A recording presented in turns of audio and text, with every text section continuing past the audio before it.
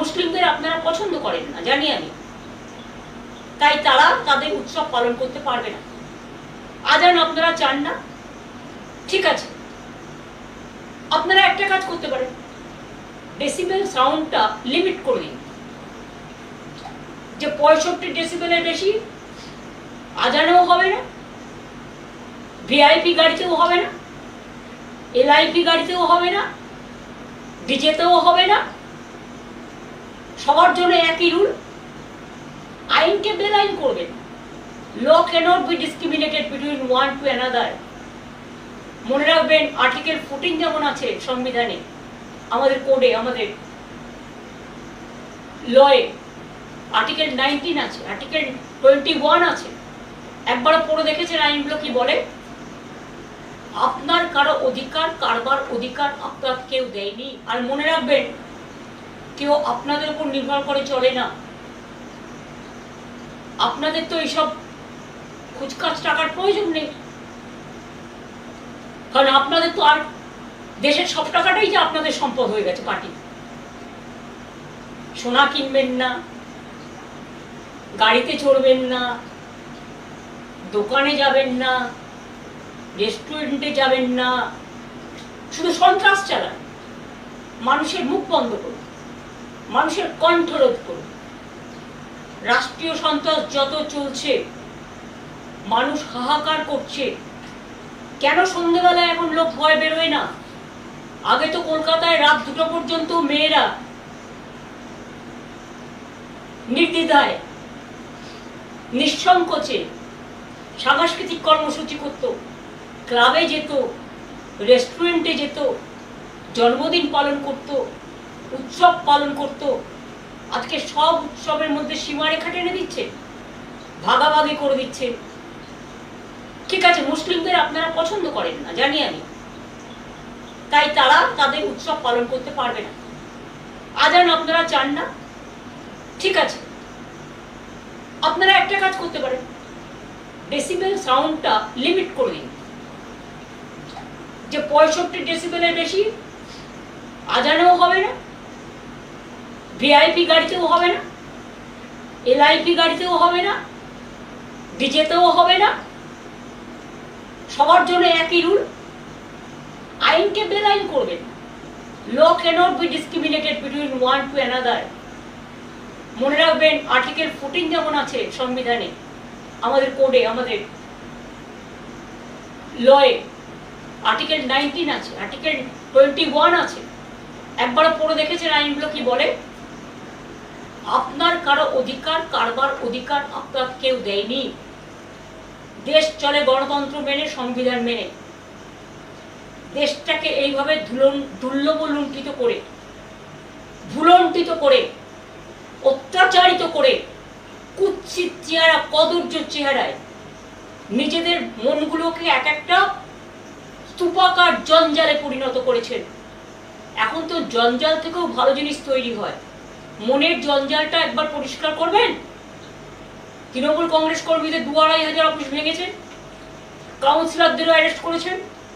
যে সুদীপ পোলে বেহালার বরিশা ক্লাব তার সাথে যুক্ত, এবং পহেলগাঁওতে যখন মারা যায়, শহীদ হয়, বীর শহীদ, তখন ওই পহেলগাঁওয়ে যে বাবা মা, বৃদ্ধ বাবা মা, তার দেখাশোনা করে কিন্তু সুদীপ পোলে। তাকে আপনারা কালকে রাত্রিরে হঠাৎ করে অ্যারেস্ট করেন, কি না তো এক্সটর্শন কেস। দুজনকে বসিয়েছেন এখানে। তারা কারা? আমি নাম করতে চাই না, আমার লজ্জা লাগে নাম বলতে। তারা নির্বাচন পরিচালনার দায়িত্বে ছিলেন। একজন বাংলার সিইও আর একজন ডেপুটি সিইও হয়েছিলেন। এলাকায় গিয়ে গিয়ে ত্রাস সঞ্চার করেছেন।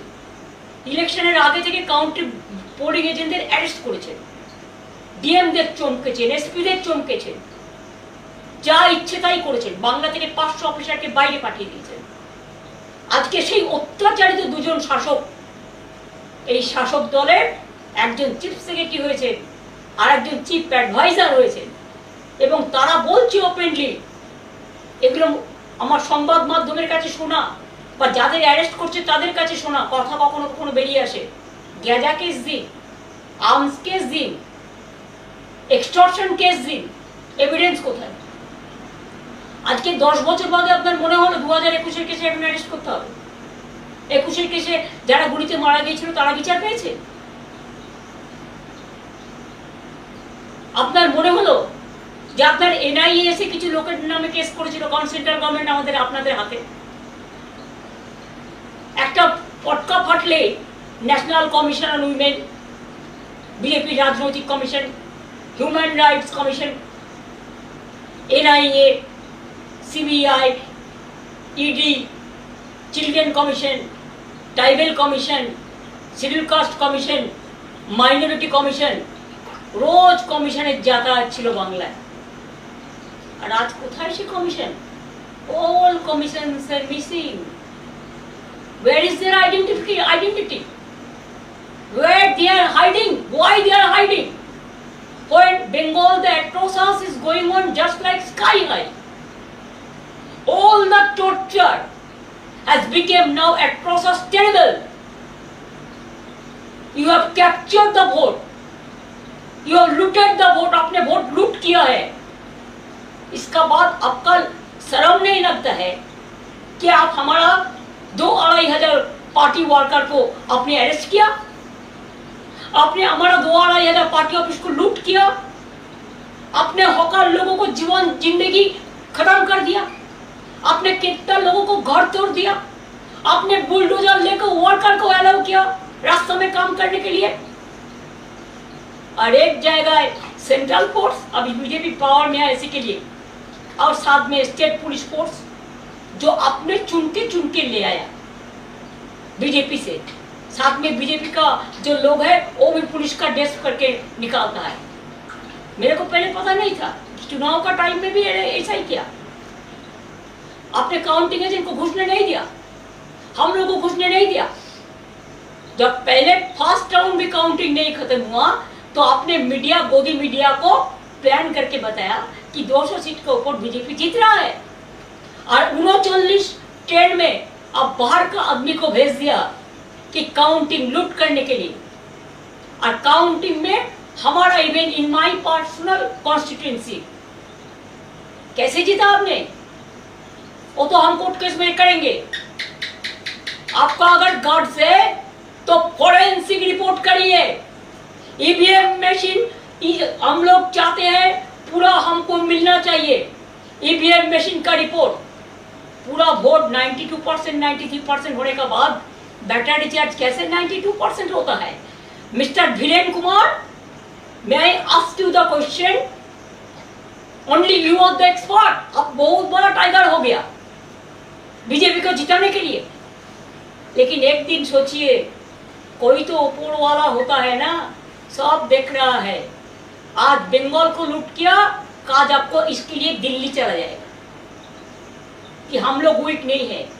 आज हम लोगों पर अत्याचार चल रहा है, हमारा वर्कर को हर रोज अरेस्ट कर रहा है, हमारा इलेक्टेड बॉडी को फंक्शन नहीं करने दे रहा है। अगर आप सच से जीतता, हिम्मत से जीतता, तो आप इतना अत्याचार नहीं करते, आप इतना जुलूम नहीं करते, आप जनता के लिए काम करते। लेकिन आप काम नहीं कर रहा है, आप जनता का साथ दुश्मनी कर रहा है। और इसी के लिए हम लोग इंडियन अलायंस एक साथ में हम फर्स्ट वीक ऑफ जून में बैठने का कोशिश करेंगे, सबको साथ बातचीत करके। और जो अदर जो लाइक माइंडेड पार्टी है, और हम लोग प्रोग्राम भी करेंगे। अगर जरूरत पड़े तो आपको मुखोश छीनने के लिए wherever we have to go, we are ready to go. Please see that we are not going to bow down our head. You can arrest my 2,500 people. You can loot at my party office. आपने हमारा घर का सामने भी जुलूम किया, सब security सबका विड्रॉ कर लिया। लेकिन आपका जो लीडर लोग है, आप 10 साल से एक आदमी को 20-20 करके सिक्योरिटी देके रखा है। आप पहलगांव में सिक्योरिटी नहीं दे सकता है, आप दिल्ली में जब इंसिडेंट होता है सिक्योरिटी नहीं दे सकता है। लेकिन आपका सब सेंट्रल फोर्स आप बीजेपी को गार्ड करने के लिए रख दिया है। देश का इकोनॉमी आज कहाँ गया है? आज सबको एडवाइस दे रहा है, पहले एडवाइस तो खुद लीजिए। चोर की माए जोर से बोले, mother of thieves shouts most. Everywhere you are accusing us, abusing us without the evidence. कितना जेल बनाओगे आप? बनाओ, हम देखने चाहते हैं देश भर कितना जेल है। आप जितना अत्याचार बंगाल में करेंगे इतना आपको नुकसान दिल्ली में होगा। कि अभी आप बंगाल से फ्री हो गया, आपने मेरे को वोट लूट लिया जबरदस्ती। You are always anti women, you are always anti young generation, you are always anti farmer, you are always anti minorities. Minorities means not only Muslims, Christians, Sikh, Buddhist, Hindi, Parsi, all. Do you think it is proper?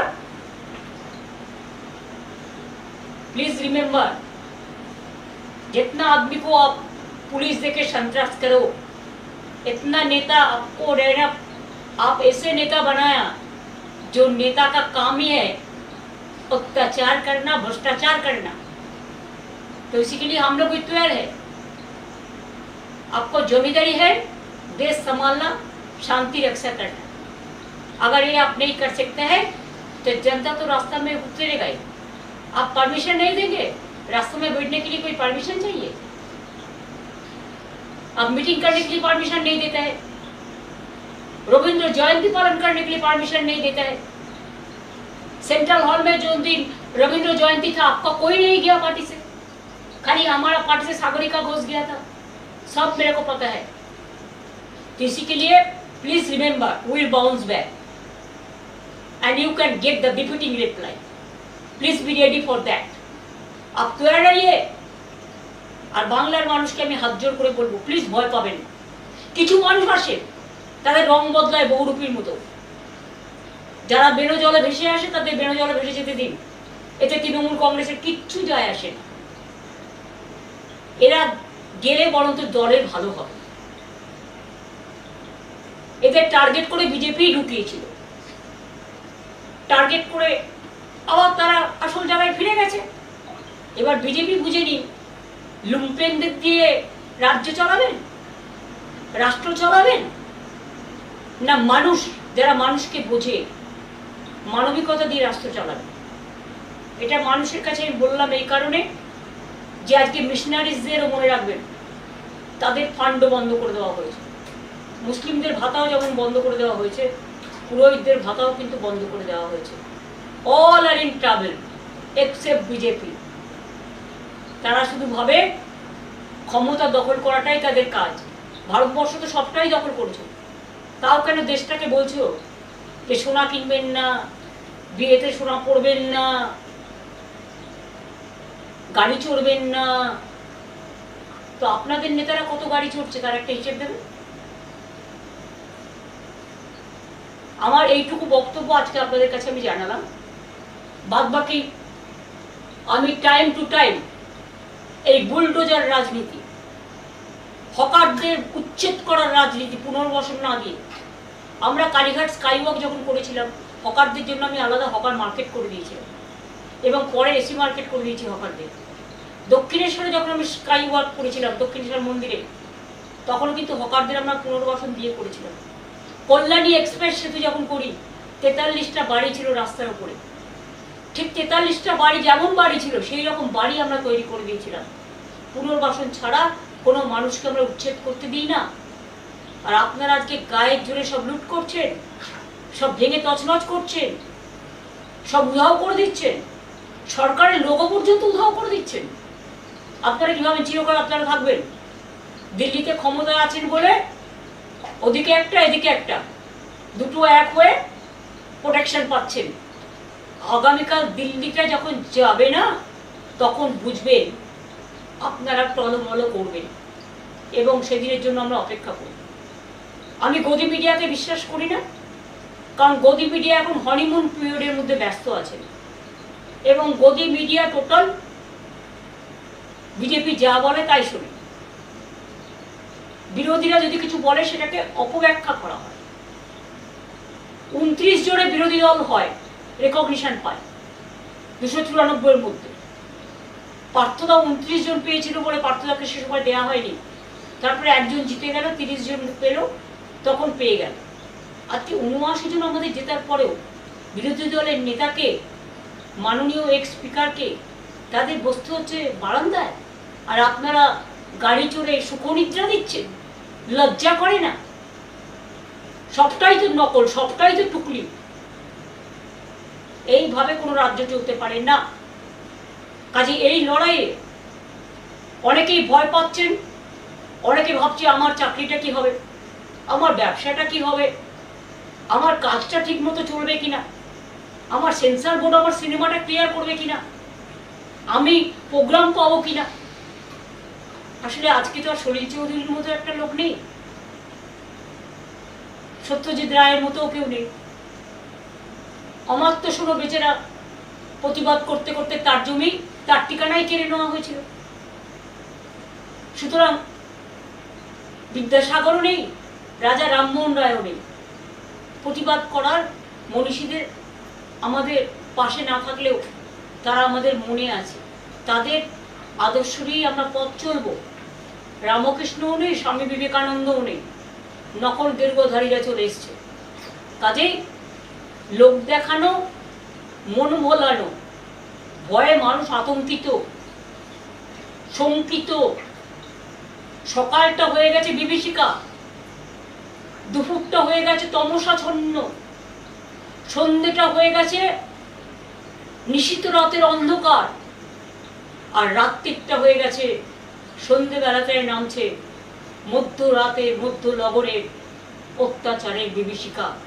একদিকে বিজেপির অত্যাচার, একদিকে রাষ্ট্রীয় সন্ত্রাসের নামে প্রশাসনের যারা এই কাণ্ডগুলো করে বেড়াচ্ছে তাদের কাছে আমার একটাই আবেদন থাকবে, আমি আপনাদের বিরোধী নই, আমাদের সময়ও আপনাদের আমি কাজ করিয়েছি, কিন্তু এসব কাজ আমি করি না। মনে রাখবেন আপনারা কিন্তু আইনের রক্ষক। কয়েকটা দিন কোর্টে সামার ভ্যাকেশন চলছে, কোর্ট আবার খুলবে, সামার ভ্যাকেশনেও ভ্যাকেশন বেঞ্চ থাকবে। ভাবছেন সবটাই ম্যানেজ করে চলবে? তো অপেক্ষা করুন। আপনিও যদি আইন ভঙ্গ করেন তাহলে জেনে রাখবেন আপনিও কিন্তু আইনের আওতায় পড়েন। আইন সবার জন্য এক। আর রাজনীতিতে সত্যি যদি আপনারা জিততেন, অত্যাচার করতেন না। আজকে আপনারা লুট করেছেন বলে ভয় পাচ্ছেন, লুটটা যে কোনো মুহূর্তে ফাঁস হয়ে যাবে।